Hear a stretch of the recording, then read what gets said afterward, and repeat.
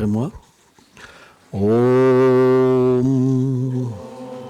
Namo Bhagavate Vasudevaya. Om Namo Bhagavate Vasudevaya. Om Namo Bhagavate Vasudevaya.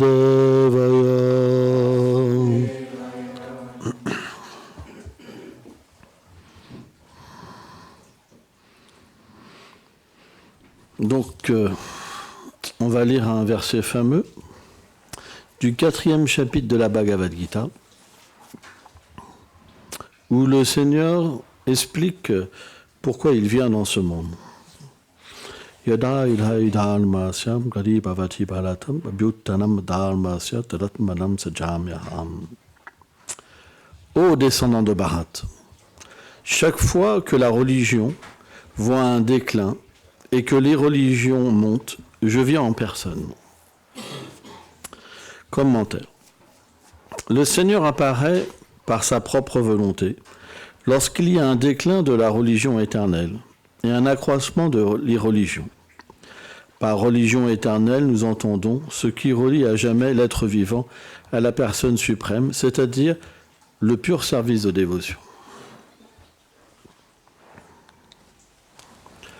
Om Gana Timilandasya Ganam Shalam Shalakaya Chakshurum Miritam Jena Taisme Shigulave Namah Shri-Chaitanyam Manobhistam Stapitam Jena Bhutale Swayam Rupa Kadamayam Dadati Swam Padam Tikam E Krishna Karuna Sindhu Dinabandhu Jagatpate Gopesha Gopeka Kanta Radha Kanta Namostute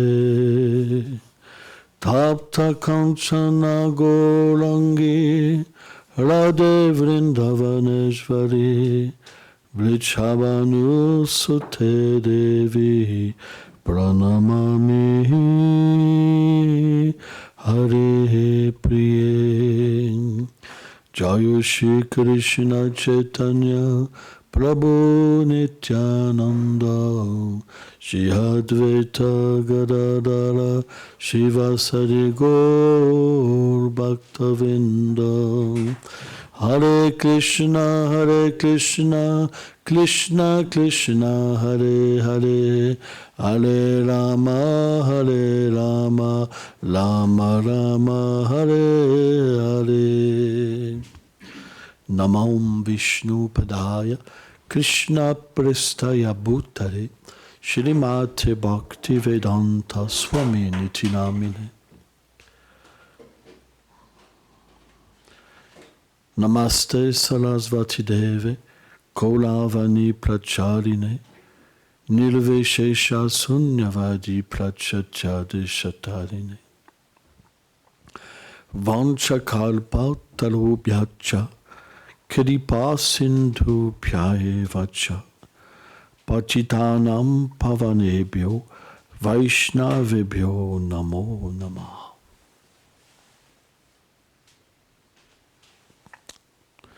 Yada Yada Dharmasya. Le Seigneur vient. La conception védique, et même la Bible dit que l'être vivant est fait à l'image de Dieu. C'est pourquoi le Seigneur n'est pas dépourvu de sentiments, de formes, de sens, d'intelligence, de mental et d'ego, puisque tous ces éléments viennent de lui-même. Sans ça, où trouveraient-ils leur source? Ainsi,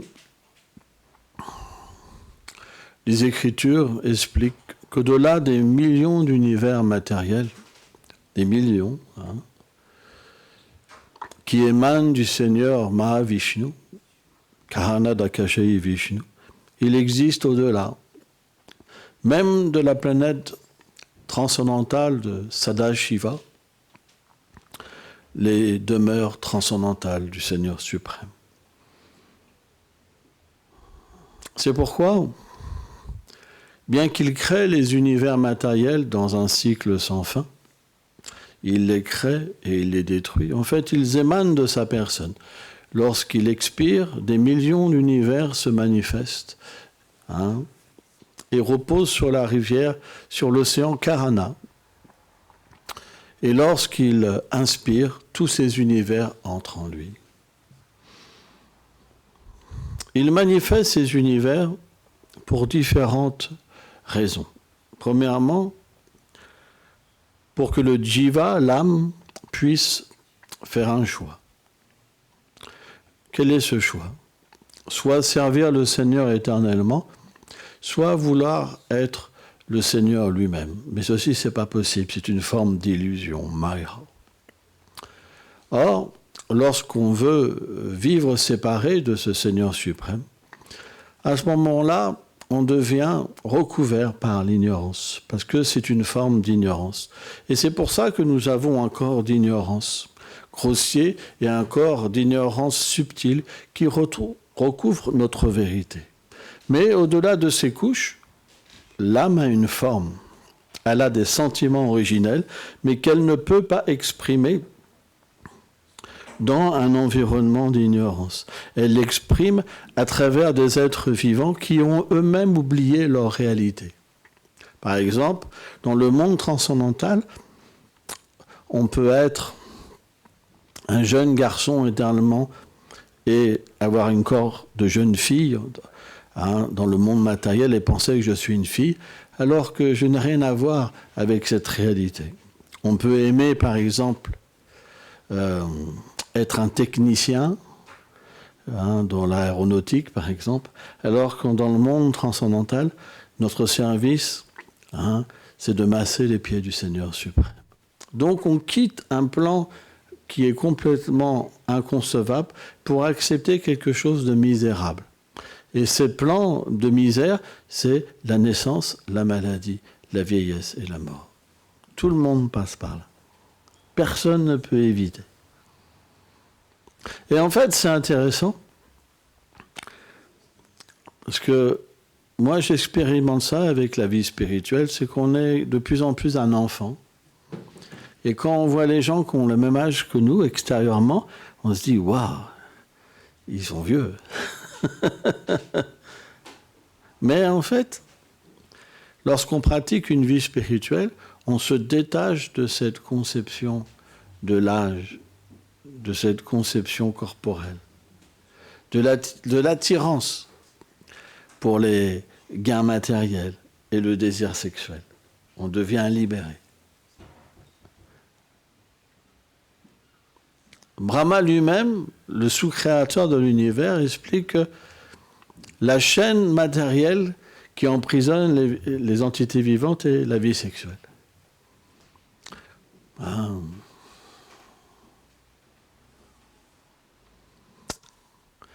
Kamaesha Kludaesha la Jaguna Samudbhava.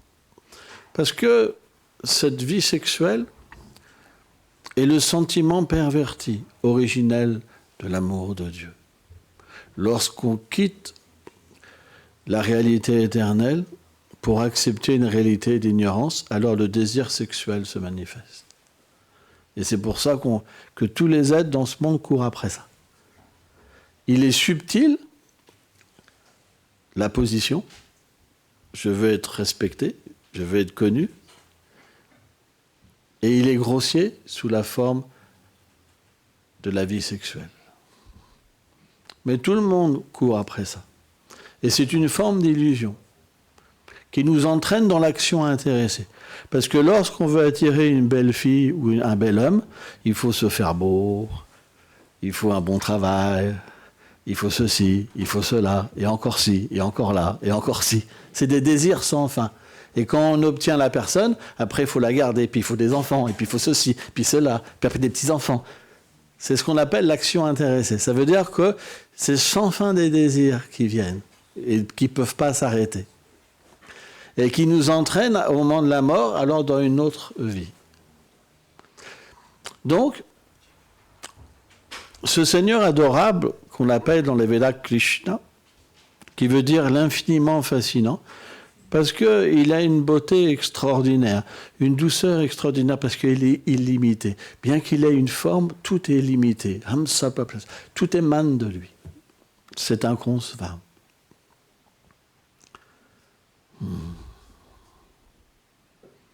La Sri Upanishad explique que même si tout émane de lui, et tout ce qui émane de lui est complet, il ne perd rien. Vous vous rendez compte ? Il va créer des milliards d'univers, un nombre illimité d'entités vivantes, mais il ne perd rien. Tout est insignifiant par rapport à lui. Et encore ça, c'est juste l'opulence du Seigneur qui est juste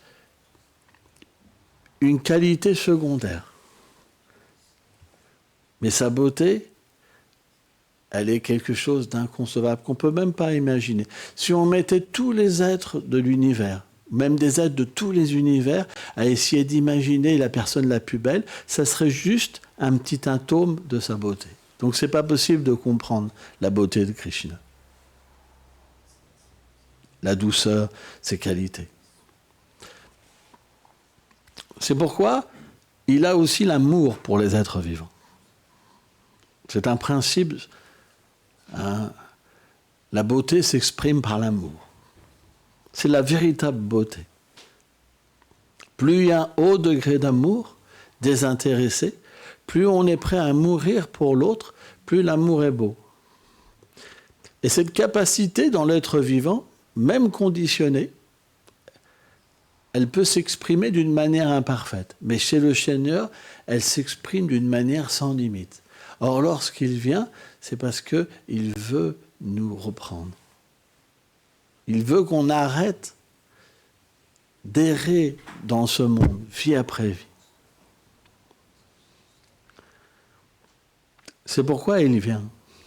Et lorsqu'il vient, qu'est-ce qu'il manifeste ? Qu'est-ce que c'est le dharma ? Le dharma, c'est simplement ce qui touche à son éternité. C'est pour ça, lorsqu'il vient avec sa demeure, avec ses associés éternels, et il accomplit ce qu'on appelle ses lilas, ses divertissements. Et lorsqu'on entend les gloires du Seigneur, son nom, ses divertissements, ses gloires, à ce moment-là, l'âme, c'est comme un réveil. Elle sort de l'ignorance pour comprendre, mais je suis à lui. Je suis fait pour l'aimer. Et il est fait pour m'aimer. C'est là que commence la véritable vie spirituelle. Avant, on peut même avoir un habit de dévot, de religieux, mais s'il n'y a pas cette conception de se donner, il n'y a pas d'amour. C'est ce qu'on appelle l'action intéressée. On va prier pour avoir quelque chose, ou pour sortir de la souffrance, mais on n'a pas cette conception en nous-mêmes de l'amour, de se donner complètement. Donc lorsqu'il vient, il distribue en fait ses gloires, et elles restent avec le temps. En fait,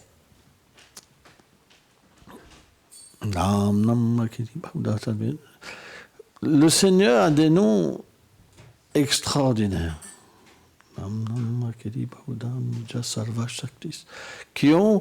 Qui comprennent en lui-même toutes ses puissances. C'est pourquoi, lorsqu'une personne chante les noms du Seigneur, Ram, Krishna, par exemple, il voit toutes les réactions de ses actes détruites.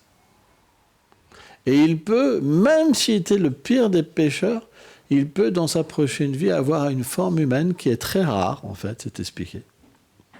La forme humaine est très rare, et il peut alors commencer son service de dévotion. Donc, ce Seigneur vient.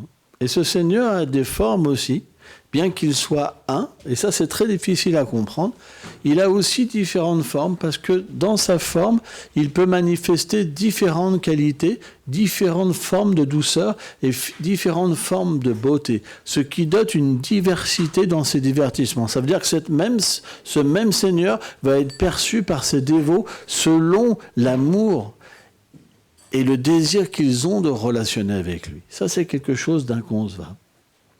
Pour ceux qui sont simplement dans les énergies, ils le voient comme une lumière. Pour ceux qui sont simplement focalisés sur leur Créateur, ils le voient comme l'âme suprême. Et ceux qui veulent une relation d'amour avec lui, alors ils le voient comme Bhagavan Shri Krishna.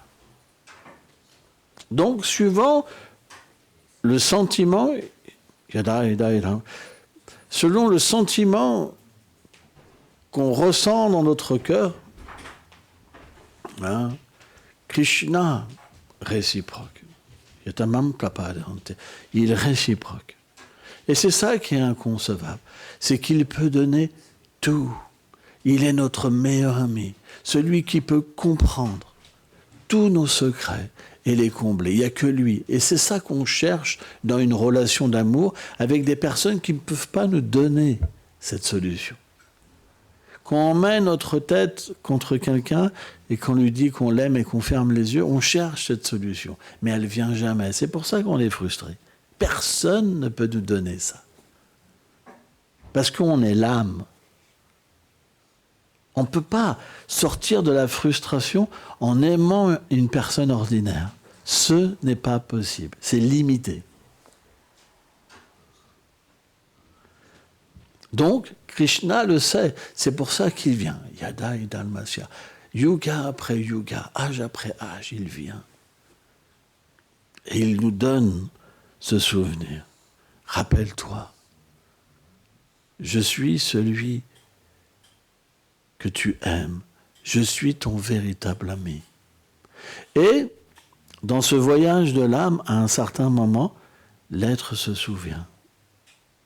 Lorsqu'il se souvient de son ami, à ce moment-là, l'amour vient. Le vrai amour, ce qu'on appelle prem. Et à ce moment-là, l'être vivant peut réaliser sa véritable forme, son véritable sentiment, son véritable nom, ses véritables parents, ses véritables amis. Parce que dans le monde transcendantal, tout est là. Mais il n'y a pas de temps, il n'y a pas de maladie. Tout est éternel et tout est sans limite. Ça veut dire que l'amour grandit constamment, la beauté grandit constamment, la douceur grandit constamment, les qualités grandissent constamment. Il n'y a pas de limite. Même le Seigneur lui-même est toujours plus illimité. C'est quelque chose d'inconcevable. Or, cette connaissance, elle peut être appréciée que simplement si dans nos vies passées, on a accumulé assez d'activités pieuses. C'est même expliqué, Advaitacharya. Alors, à un moment, bon, je vais parler un peu d'Advaitacharya. Hein. Donc, Advaitacharya, il est Sadashiva, le Shiva originel, et Mahavishnu, qui se manifestent ensemble pour répandre, en fait, la religion éternelle. Et Sadashiva, ce n'est pas le même Shiva qu'on connaît dans l'univers matériel. Il y a différentes catégories de Shiva. C'est un peu compliqué, je sais. Hein? Mais le Sadashiva originel est ce qu'on appelle Vishnu Tattva. Ça veut dire que c'est le Seigneur lui-même qui se manifeste sous la forme de son serviteur. Il est Vishnu Tattva. Mais par exemple, Shambhu n'est pas Vishnu Tattva. Mais je ne vais pas expliquer. Hein? Et donc, un jour, Sadashiva, il est venu au bord de la rivière Viraj, ou l'océan Karana, et il a commencé à méditer sur le Seigneur Mahavishnu. En fait, c'est lui-même qui vient sous la forme d'un dévot pour méditer sur lui-même. C'est un petit peu compliqué, mais c'est de cette manière que le Seigneur enseigne la dévotion. Parce que ça ne serait pas possible de comprendre une dévotion parfaite si le Seigneur ne prenait pas cette position. Et après un certain temps, Mahavishnu s'est manifesté. Il lui a dit, toi et moi, nous ne sommes pas différents. Et quand ils se sont étreints, alors ils ont manifesté une forme merveilleuse qui était dorée. Et donc, cette forme, ce Seigneur suprême, est apparu dans le monde matériel.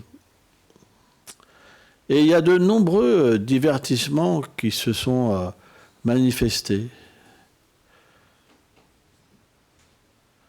Et un des divertissements, lequel je vais raconter.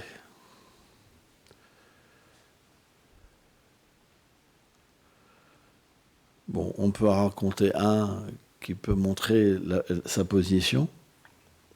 En fait, quand le Seigneur vient dans le monde matériel, il semble apparaître comme un enfant et évoluer jusqu'à un certain âge, et après, il ne vieillit pas.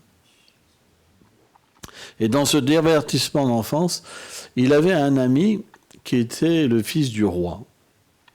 Et le roi, c'était un adorateur de Durga Devi.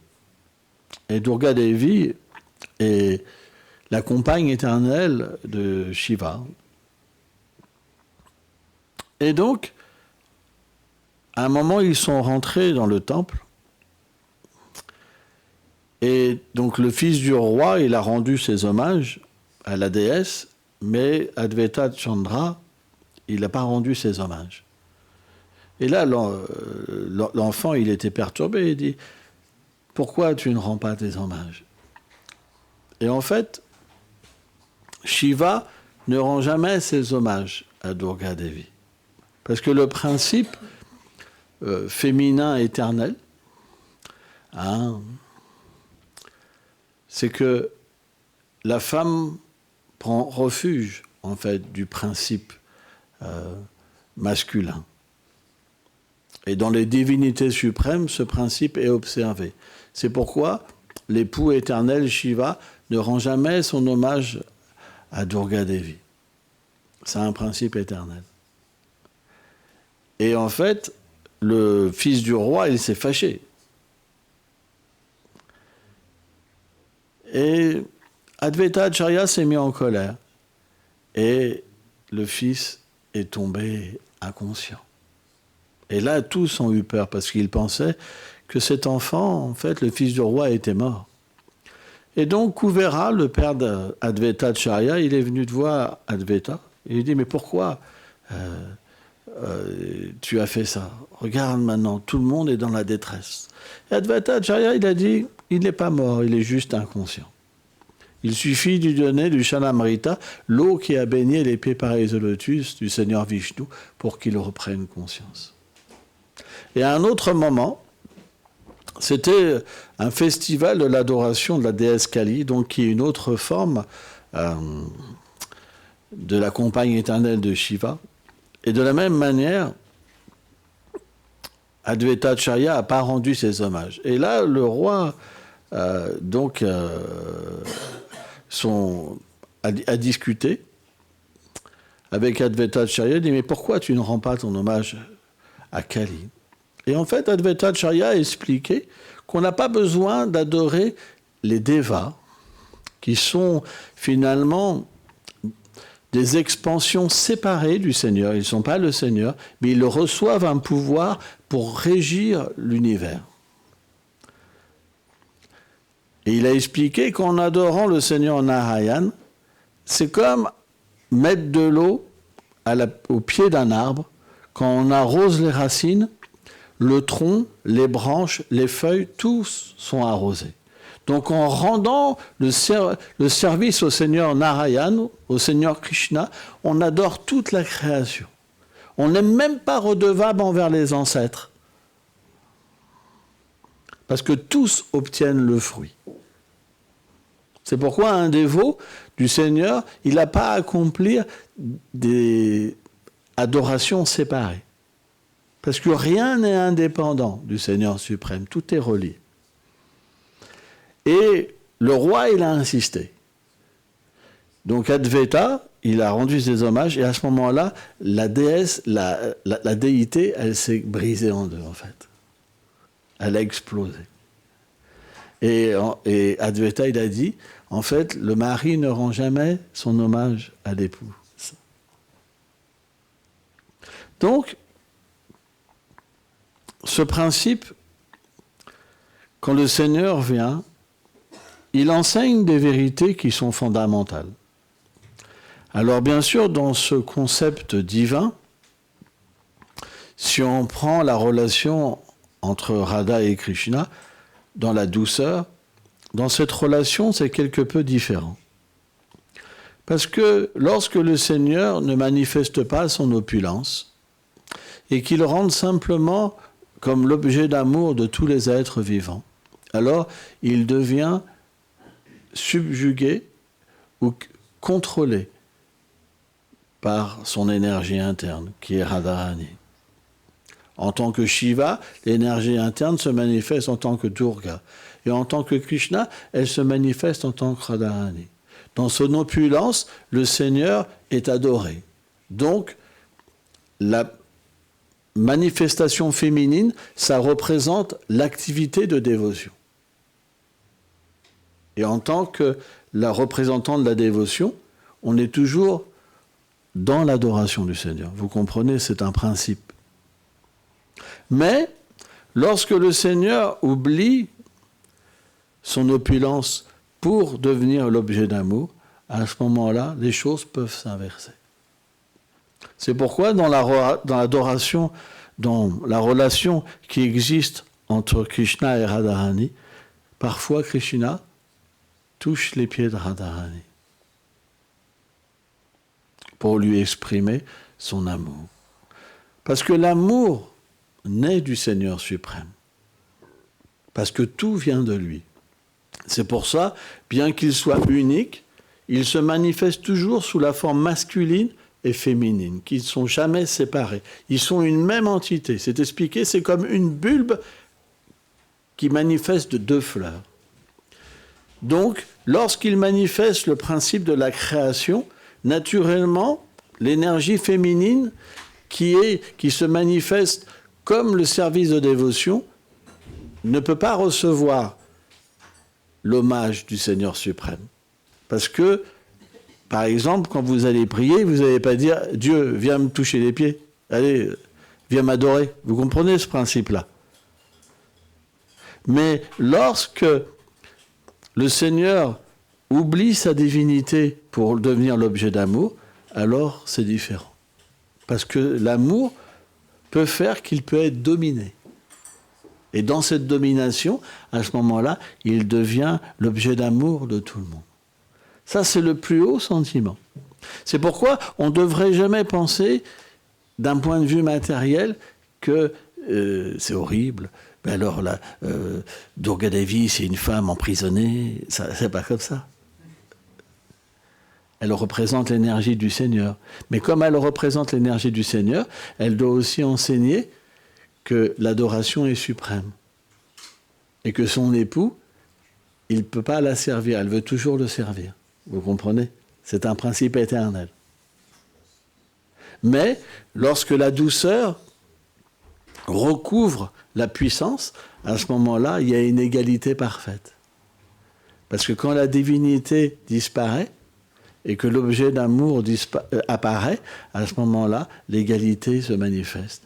Et à ce moment-là, celui qui doit recevoir le culte, il devient celui qui offre le culte. Ça devient inversé, en fait. Donc, la dévotion est quelque chose qui est extrêmement difficile à comprendre.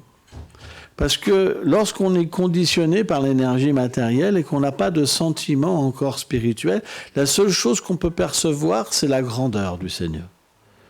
Et juste prier et trembler, en fait.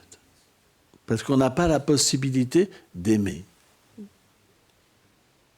C'est pourquoi, quand on entend sur les sentiments d'amour, c'est pas forcément quelque chose qui va nous attirer. On sera plus attiré, par exemple, par la réincarnation, le karma, les qualités comme l'humilité, la tolérance, le respect, etc.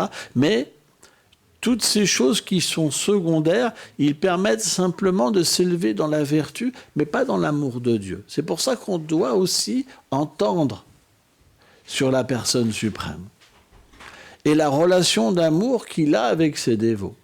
Parce qu'on peut comprendre qu'on a cette même relation avec lui. Donc il faut les deux. Il faut la connaissance qui traite du monde matériel, qui traite de la divinité, qui traite de l'âme, qui traite du karma, qui traite du temps, qui traite de l'action. Hein. Ça, c'est les 5 sujets de la Bhagavad Gita. Mais aussi, il faut entendre sur rasa, sur les sentiments d'amour. Parce que lorsqu'on entend, à un moment, on va vouloir avoir cette expérience. Et lorsqu'on voudra cette expérience, ça va résoudre tous nos problèmes. Parce que quand un atome d'amour de Dieu nous touchera, alors on va tout comprendre ce qu'on cherchait. On va comprendre notre réalité. Et alors, on va prendre le chemin de l'amour. Sans ça, c'est pas possible. Il faut qu'un atome d'amour nous touche. Juste un atome. Tant qu'il ne nous a pas touchés, on ne peut pas être attiré par la voie de l'amour spontané. Ce n'est pas possible. C'est très élevé, vraiment élevé. Mais si on écoute les sadhus, à un moment, cette écoute va purifier notre cœur.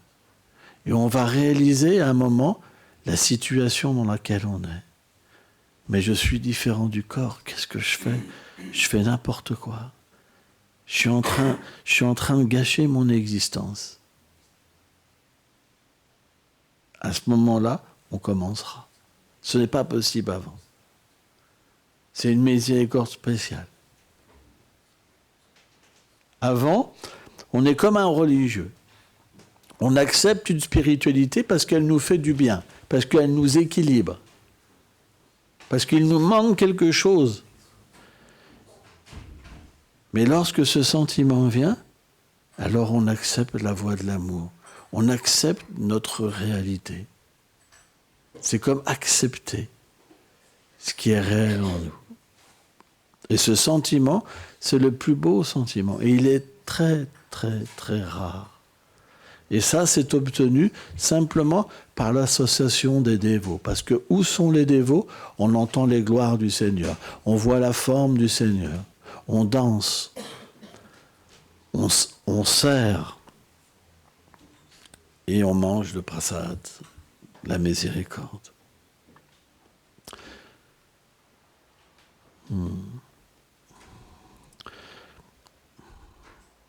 Un jour, il y avait ce qu'on appelle un Digvijay. Un Digvijay, c'est des personnes extrêmement... qui peuvent... Tout ce qu'ils entendent, ils le retiennent. Ils ont une mise en pouvoir par Sarasvati elle-même, la déesse de la connaissance. Ils peuvent tout savoir, tout comprendre. Ils entendent une fois une écriture, ils retiennent chaque mot, chaque parole, tout. Et ils s'en rappellent, ils peuvent tout citer.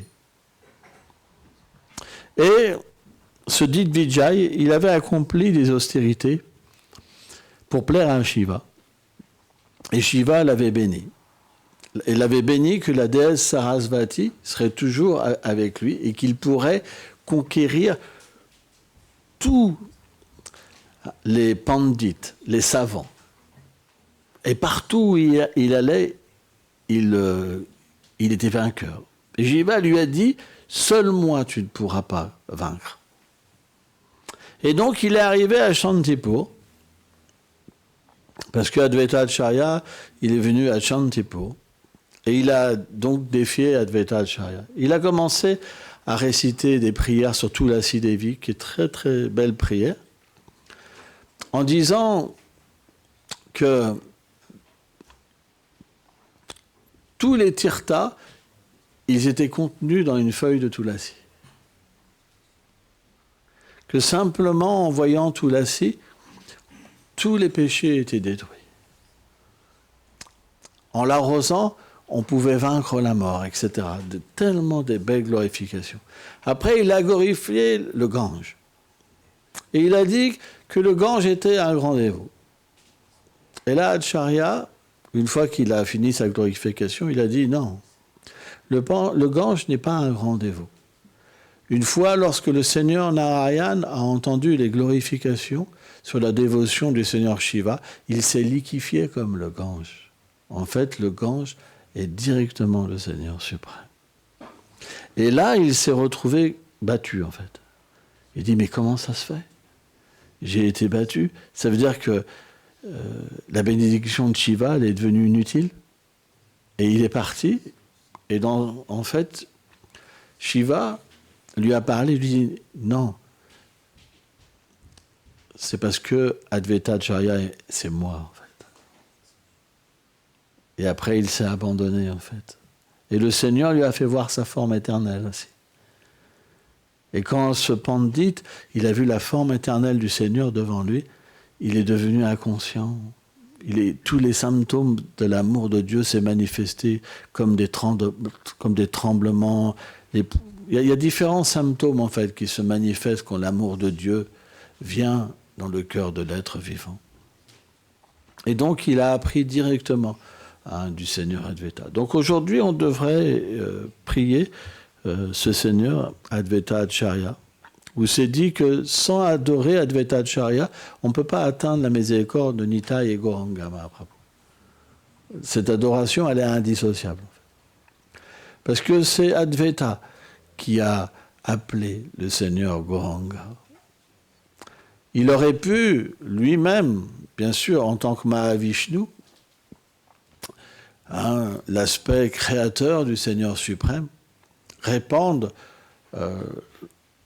la religion, mais il savait que dans cet âge, Gauranga Mahaprabhu devait venir. Donc, il l'a adoré à travers un shalagramme. Ce qu'on a adoré, donc, qui est une pierre qui n'est pas différente du Seigneur suprême. On la reconnaît par certains signes, et elle se trouve dans un endroit dans l'Himalaya. Et il l'adorait avec de l'eau du Gange et des feuilles de Tulasi. Et c'est expliqué que celui qui adore un Shalagram Shila avec de l'eau du Gange et des feuilles de Tulasi, le Seigneur se donne à lui. Et il l'a appelé, il l'appelait, il l'appelait. Et c'est expliqué qu'il n'avait pas de signe. Donc il a commencé à manifester une humeur dévastatrice à Advaita Acharya, en fait sa forme universelle, qu'il allait tout détruire. Et là, en fait, une voix est apparue. Et donc, qui a dit que le Seigneur lui a dit qu'il allait venir. Donc, c'est pourquoi aussi Advaita Acharya est considéré comme la cause externe de la venue du Seigneur suprême, en tant que Gauranga Mahaprabhu. Bon, tout ça, c'est des longues histoires. Là, il faut que je m'arrête. Mais il y a plein de vérités vraiment très subtiles. En fait, c'est un savoir qui est tellement grand, mais qui est tellement important. Parce que plus on connaît, et plus on se connaît.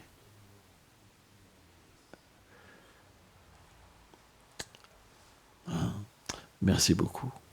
Gaur Premanande.